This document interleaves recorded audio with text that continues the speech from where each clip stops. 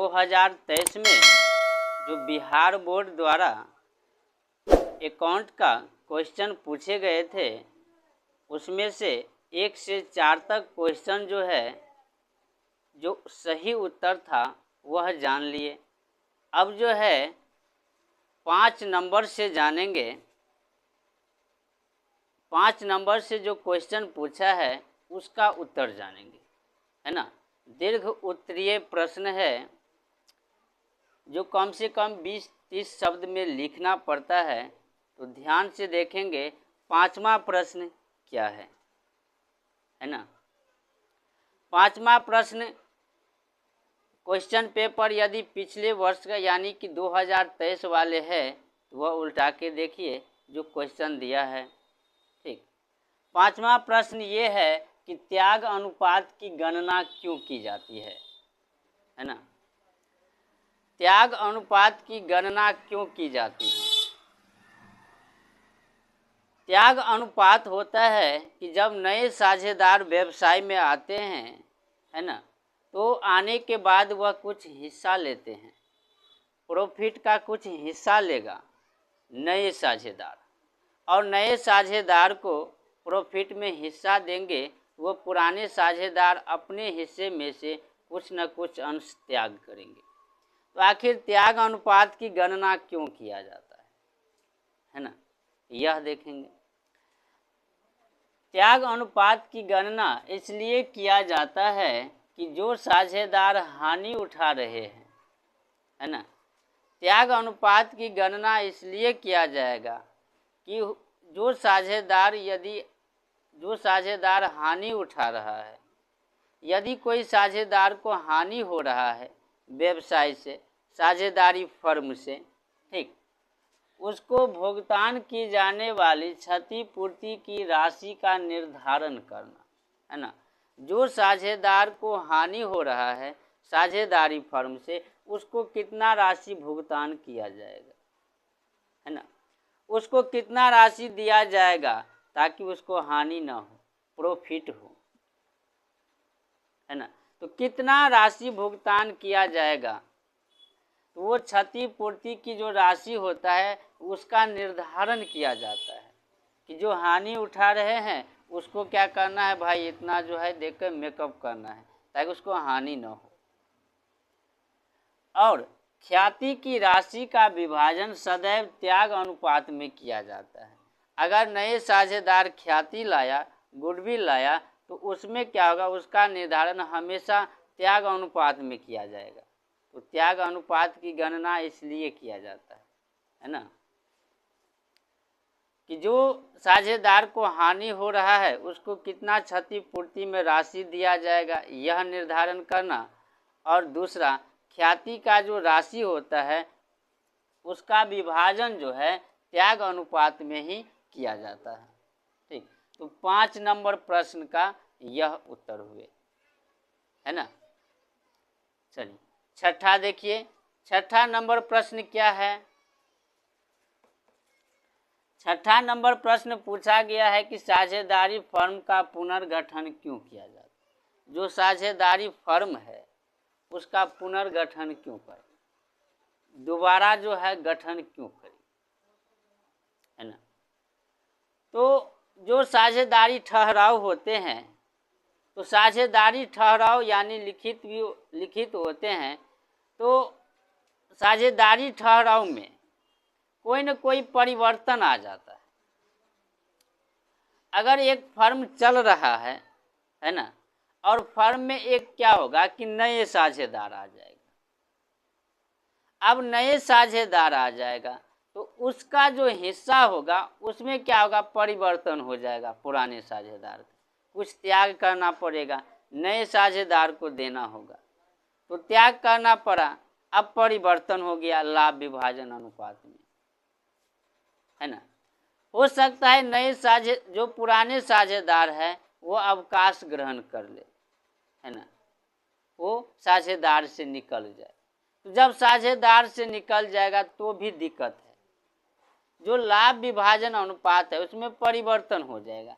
3 साझेदार थे उसमें से एक चला गया। अब जो 3 साझेदार में जितना जितना हिस्सा था अब वो एक का हिस्सा तो दोनों फिर से बांटेगा।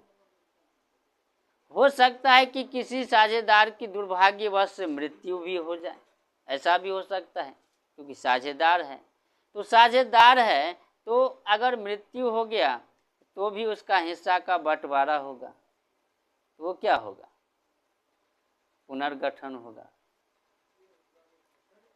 यानी कि जब अगर लाभ विभाजन अनुपात में परिवर्तन ही करना हो तो उस समय भी, तो यहाँ पूछा गया है कि फर्म का पुनर्गठन, साझेदारी फर्म का पुनर्गठन क्यों किया जाता है। देखिए, साझेदारी ठहराव किसी व्यवसाय को प्रारंभ करने एवं लाभों को आपस में बांटने के लिए किया जाता है। कोई साझेदारी फर्म है, अब फर्म में जो भी साझेदार है ठहराव बनाया जाएगा कि आपको इतना हिस्सा प्रॉफिट मिलेगा, है ना। और साथ ही व्यवसाय को प्रारंभ करेंगे तो हो सकता है कोई बाद में आके परेशानी न हो, है ना। तो इसलिए साझेदारी ठहराव जो होता है वो लाभ को बांटने के लिए पहले बना दिया जाता है ना। किसी परिवर्तन से वर्तमान ठहराव समाप्त हो जाता है। कोई भी परिवर्तन से, जैसे कि अभी हमने बताया, अवकाश ग्रहण से या नए साझेदार के आने से, लाभ विभाजन बदलने से या मृत्यु होने से, तो ये सब परिवर्तन से जो साझेदारी ठहराव होगा वर्तमान का वो बदल जाएगा। अब साझेदारी ठहराव बदल जाएगा तो क्या होगा, है ना। जब साझेदारी ठहराव समाप्त हो जाता है तो अब नया बनाओ, है ना। तो एक नया ठहराव आरंभ हो जाता है। अब वहाँ से पूरा वर्तमान समाप्त हुआ, फिर से एक नया बनाओ, तो वर्तमान नया ठहराव आरंभ हो जाता है। इसीलिए फर्म का पुनर्गठन किया जाता है। फर्म का क्या किया जाता है? पुनः, यानी दोबारा से गठन किया जाता है ना। कि कोई साझेदारी ठहराव है और किसी परिवर्तन से उसमें बदलाव आ जाता है, तो बदलाव आ जाएगा तो उससे फर्म का पुनर्गठन करना होता है ना। चलिए, यह थे 6 नंबर प्रश्न। ठीक, अब देखते हैं 7वां नंबर। 7वां नंबर जो प्रश्न है वो बनाने वाले हैं, है ना। ऐसे पहले जो था वो लिखने वाले थे, है ना। अब ये जो है बनाने वाले प्रश्न। देखिए, कहता है एक्स और वाई एक फर्म के साझेदार है। यहाँ दो साझेदार है, एक्स और वाई, जो 3-2 के अनुपात में लाभ हानि विभाजन करते हैं। वो लाभ हानि कैसे बांटते हैं? 3-2 के अनुपात में बांटते हैं। अब देखिए, जेड को लाभ में 1/3 हिस्सा से नया साझेदार बनाया जाता है। एक्स वाई साझेदार था, जेड आया, 1/3 हिस्सा लेगा, है ना। अब कहता है नया लाभ विभाजन अनुपात ज्ञात करें, है ना। अब देखिए, यहाँ पे ये नहीं दिया है कि कौन कितना त्याग करेगा, सिर्फ जेड को 1/3 हिस्सा चाहिए, है ना। अब एक्स से चाहिए कि वाई से, ये तो नहीं दिया है, या किसी से खरीद लिए, ये भी नहीं दिया। तो जब ये इस प्रकार का स्थिति आ जाए, सीधा जेड का हिस्सा है ना, तो उस समय मान लिया जाता है, माना कि लाभ, है ना, माना कि लाभ कितना? एक मान लिया जाता है। ठीक, अब देखिए जेड का हिस्सा कितना है? 1/3। अब लाभ जो है 1 है और 1/3 हिस्सा किसका है? तो जेड का हिस्सा। तो अब जो एक्स और वाई है उसका हिस्सा कितना हो जाएगा? एक्स और वाई का हिस्सा, जो जेड का हिस्सा है उसमें उसको घटा देंगे। कुल लाभ 1 हुआ और जेड का हिस्सा 1/3 है, 1/3 घटा देंगे, जो बच जाएगा उसमें ये दोनों का हिस्सा होगा। 1 माइनस 1/3 कितना हो जाएगा? 3 माइनस 1, 2/3। अब 2/3 में क्या है?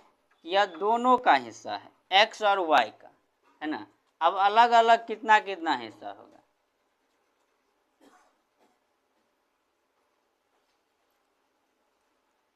x का नया हिस्सा, x का नया हिस्सा कितना हो जाएगा? 2/3 अगुण्य पुराना हिस्सा कितना है? 3/2 यानी 3/5 है ना। 3/2 में है 3/5, 3 दूना 6, 5 तिया 15। y का नया हिस्सा,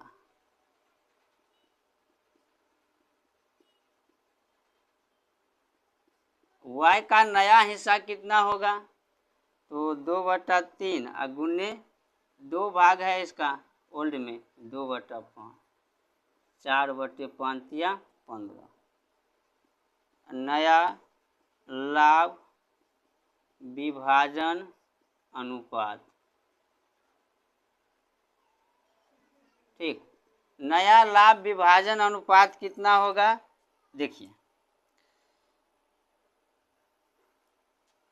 x का हो गया 6/15, y का हो गया 4/15, z का हो गया 1/3। इसको लघुत्तम करते हैं तो 6 का 6 ये होगा, 4 का 4, 3 पंचे 15, 1 पंचे 5, ठीक। तो 6, 4, 5 के अनुपात हुआ, है ना।